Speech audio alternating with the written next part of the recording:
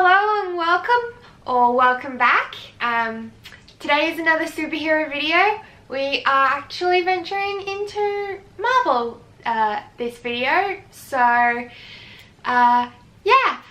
we are going to be talking about Charles Xavier, Professor X of the X-Men.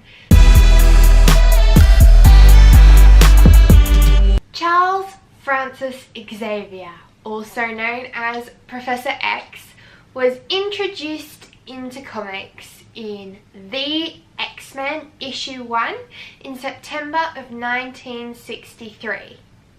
He was created by artist Jack Kirby and the late Stan Lee and was published by Marvel Comics. His abilities include having genius-level intellect and also being one of the most powerful telepaths in the Marvel Universe. Professor X is part of a subspecies of humans commonly referred to as mutants. He runs a school founded for the protection of children and teenage mutants based in New York. He is also a social justice activist for mutants, promoting coexistence between mutants and regular humans. He is also the leader and creator of the famous superhero team, the X-Men. The X in the X-Men actually referring to him. It stands for Xavier.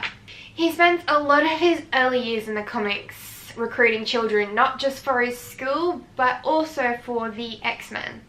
Charles, for most of his comic career, is actually a paraplegic. The event leading to this actually happens later in his life, so a lot of his early adventures and childhood, he can actually walk. So Charles had a rather tragic adolescence. He was born to a nuclear scientist father and his wife. Charles's father did die under suspicious circumstances. It was later confirmed that some form of foul play did take place, though we're never quite certain what it was. So Charles's mother actually remarries her late husband's work rival, Kurt Marco, who in this marriage brings along his own son, Kane. This is around the time that Charles's telepathy actually started manifesting. It was discovered that Kurt didn't actually marry Charles's mother for love. He actually married her for the Xavier fortune. Kurt turned out to be an abusive father and abused both Kane and Charles, and he was a neglectful husband. This neglect eventually led to Charles's mother committing suicide. Kane, having lived through Kurt's abuse his whole life, started repeating the abusive actions against Charles. So this all culminates and actually it leads to a large fight occurring in Kurt Marco's lab. And with the combination of the abuse and Charles's budding telepathy, some of Kurt's lab equipment explodes, fatally wounding and eventually killing Kurt, though Charles and Kane do manage to escape. In the last moments of Kurt's life, Charles ends up reading his mind and finds out that Kurt was involved with his father's death in some way. Quick side fact, Kane Marco actually grows up to be the Juggernaut. If you'd like a video on him, let me know in the comments, because I do want to do some supervillain videos. That was Charles's original origins. After this, Charles goes on to study and do his typical set story path. He becomes a geneticist, studies psychiatry and a lot of stuff like that, because he's a genius. Charles' baldness is actually a side effect of his powers. He started to go bald before he graduated college at the age of 16, where he earned his professorship mainly in genetics. A revisiting of Charles's origins in 2010 actually changes the events and suggests that Charles managed to escape his stepfather and brother's abuse by getting a scholarship to Oxford. At one of Charles's last schools, he meets a girl named Moira Kinross, who was actually studying genetics with him. They fall in love and they get engaged.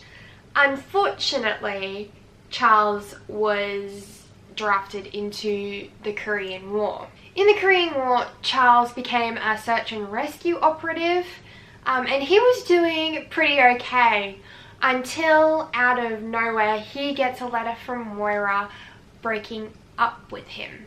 Charles didn't find out the reason for the breakup for quite a while.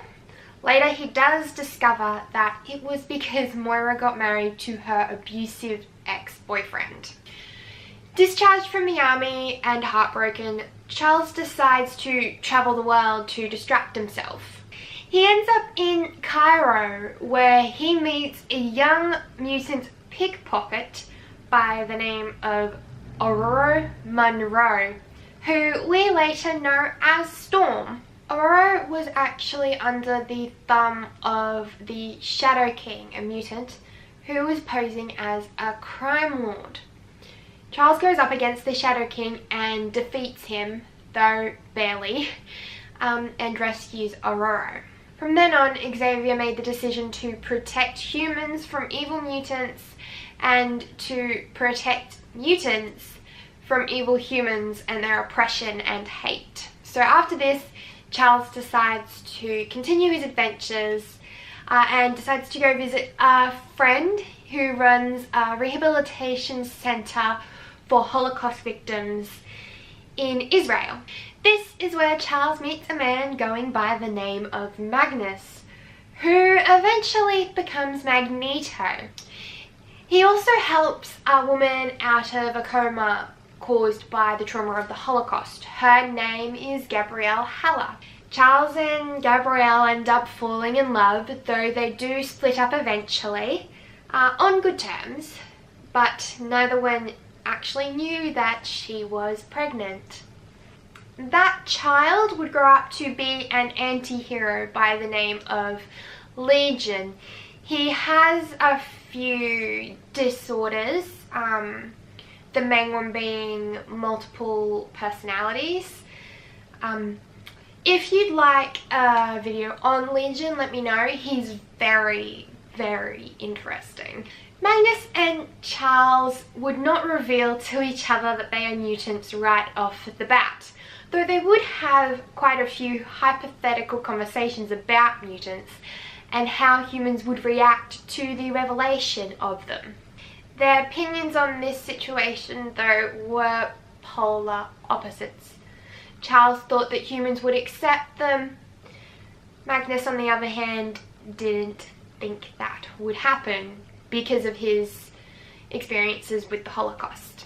So they ended up revealing to each other that they were mutants when they had to fight a faction of Hydra together. Magnus tried to kill the leader of this faction, though Charles did stop him. This is when Magnus understands that Charles and his view on mutant relations would never coincide, so he just left.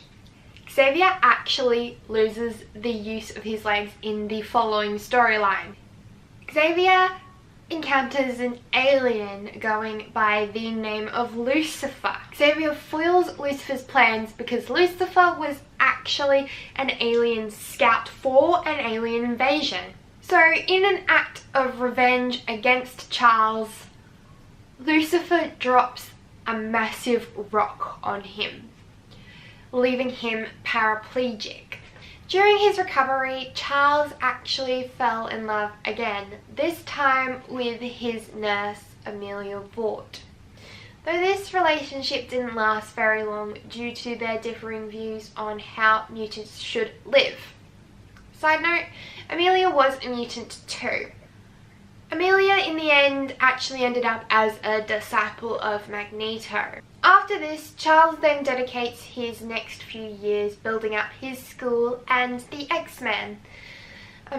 He created the X-Men to be an example for the world that mutants can be a good force for non-mutants. Charles managed to form the original X-Men team consisting of Cyclops, Beast, Marvel Girl, Angel and Iceman, and they typically battled Magneto, who had become an advocate for mutant superiority. He mentors the team and teaches at his school, and in there somewhere he actually creates Cerebro, a giant machine that increases his telepathic abilities exponentially, enough that he could reach people across the globe.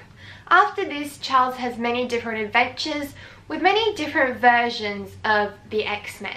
Here are some of the most notable and defining for Charles himself. The first Dark Phoenix arc is a major one for Charles Xavier. So Xavier is married to and living with an empress from another planet.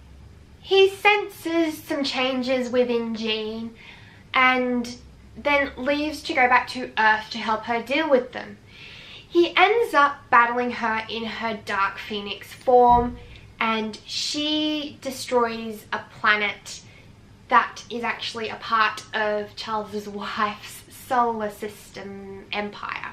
This is when he ends up having to pick between his lover or his former student.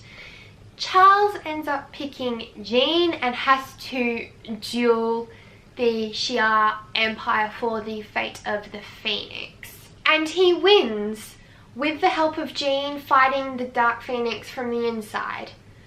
Though when he wins, Jean gets her body back, she decides to commit suicide to prevent anything like what had happening again. Another scenario is Xavier is outed as a mutant to the world by his evil twin sister who had taken over his body. She did this as an act of revenge because Charles tried to kill her in the womb. Another one is the House of M storyline. For those of you who are not familiar with this, this is a storyline mainly concerning Scarlet Witch. So Charles is a central part of this plot, though he is not actually present for a lot of it. In the beginning, he is trying to control Scarlet Witch's powers with his telepathy while she's in the process of having a mental breakdown. He can't do it for much longer, so he calls the X-Men and the Avengers together to Genosha, where they are currently at, where they are keeping Scarlet Witch. And they then have a meeting together to decide what the next move would be involving what is happening with Scarlet Witch. Quicksilver, Scarlet Witch's twin brother, then thinks that the Avengers and X-Men want to kill Scarlet Witch. So he then, along with his father, take Scarlet Witch to another place and hide her. Scarlet Witch and Quicksilver's father, just for everyone, is Magneto. So he kidnapped her and take her somewhere else. And Charles can't hold on anymore, so then Scarlet Witch's reality warping powers are let loose. In this new reality that has been created by Scarlet Witch, Charles Xavier is actually dead. Though, because it is a different reality warping, he actually isn't dead. It's confusing. Everyone thinks he's dead, but he's not. But even when the heroes, the Avengers and the X-Men, do save the day, Charles Xavier is still missing. He does come back in the next Marvel story arc, and it is explained why none of the heroes could find him. In the reversal process of the House of M storyline, Professor X had actually lost his powers, but he did gain the ability to walk again. And in the next story arc after that, he does get his powers back. And then one of the last more notable storylines is the Avengers vs X-Men plot. This is the plot where, in a very short summary, the Phoenix Force is split into 5 and goes into 5 different mutants. Shenanigans occur, people get killed, and the Phoenix Force end up in 2 main characters, Cyclops and Emma Frost. Charles is a major part in trying to talk down both Emma and Cyclops, but he ends up dead. Currently in Marvel Comics, Charles Xavier has a new, younger body, not his own. He was brought back from heaven or the astral plane. And he does go on a lot of missions with the X-Men, the Avengers, but he does a lot of stuff by himself too. Quick fact, Xavier has done a kind of Batman-esque thing in Marvel Comics. There is this encrypted file system called the Xavier protocol, and this protocol is actually encrypted plans on how to destroy the most powerful mutants in the Marvel universe, including himself. Professor X is such a fundamental part of the X-Men that it is almost criminal not to have him in any other form of media along with the rest of the X-Men. So, here's some of the media that he has been in. Professor X has been in quite a few animated TV shows such as X-Men, the animated series, X-Men Evolution, and Wolverine and the X-Men. He has also been in all the live action X-Men movies. All 9 of them. These including X-Men First Class and the newest X-Men Apocalypse. At the moment, there is another X-Men movie coming out super soon. Super excited about it. So he has been in quite a few video games as a playable character and a cinematic character. Don't mind my list, I'm about to read some of them. So he has been in Mutant Academy 1 and 2 on PlayStation, X-Men Legends and X-Men Legends 2 Rise of Apocalypse, Marvel Ultimate Alliance, and Lego Marvel Superheroes, and many more. I enjoy Professor X as a character because mainly of his decision making. Professor X has made some incredibly terrible decisions in the past, but he has made up for them in some way or another, especially in his current story arcs. He's definitely trying to redeem himself, so I enjoy that very much. And that's it for Professor X at the moment. I know I've glossed over a lot, and I will be doing that with quite a few characters, but I just mainly want to hit on his origins and, you know, certain storylines and important stuff. If you think I've missed anything, let me know in the comments, and we can have a discussion about it, or I can make a new video. Thank you for watching this video. Like and subscribe if you want more. Follow me on social media, and I'll see you next time.